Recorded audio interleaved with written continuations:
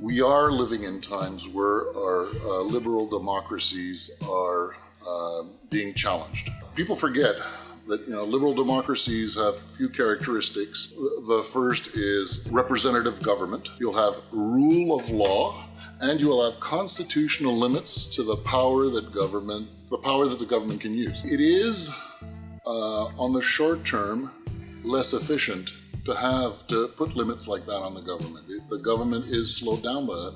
But on the long term, it's much more productive. But there is lots of short-term thinking because we're seeing the rise of authoritarian states that are a little bit of the short-term success, and people see the short-term success, but they don't see the inherent fragility of those systems. You hear people that forget having a liberal democracy actually strengthens. You can see how people are messing with our elections.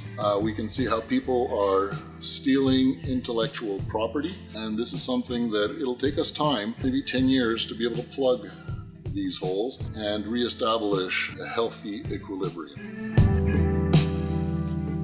So the tools that we described are of a general nature, and they can protect society as a whole. Of course, our ambition is limited by our means, and we are trying to apply these to the security industry. We certainly would not want our security industry to deteriorate and to behave like it does in authoritarian states. We really don't want to relive Kafka.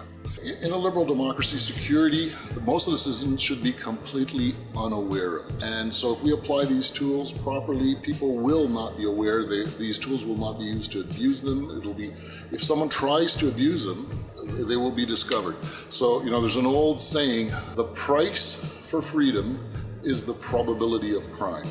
We have to have a certain allowance for some small amount of socially decided bad behavior.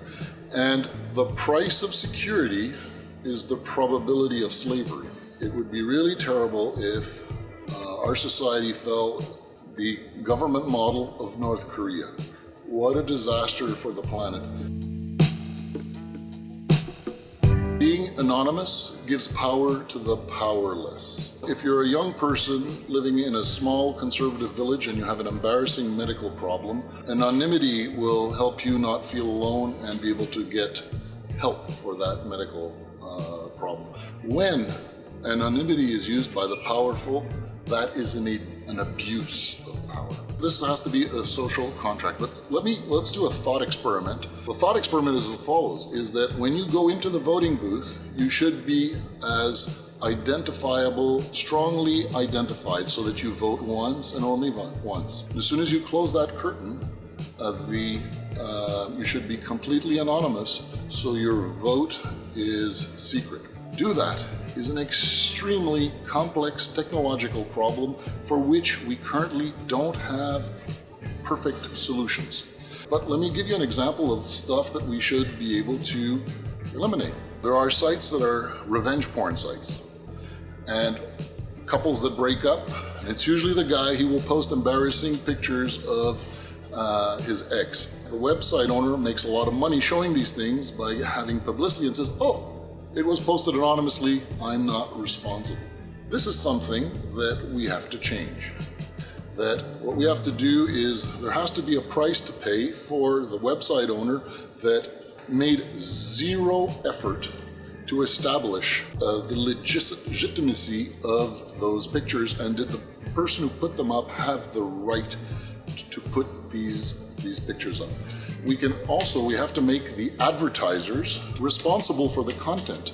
So if the advertising revenue goes down, there's going to be less money to run these revenge porn sites, and we'll not eliminate them, it's just that they will not be prevalent as they are now.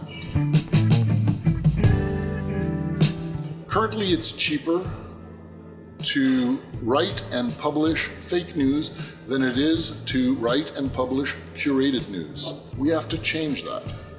We have to make the advertisers responsible for the content of the sites on which they're advertising. This will not eliminate their free speech, but what it will do, fix the equilibrium where the real news be able to gather more revenue than the fake news, which is easy to produce but is actually not good for our society.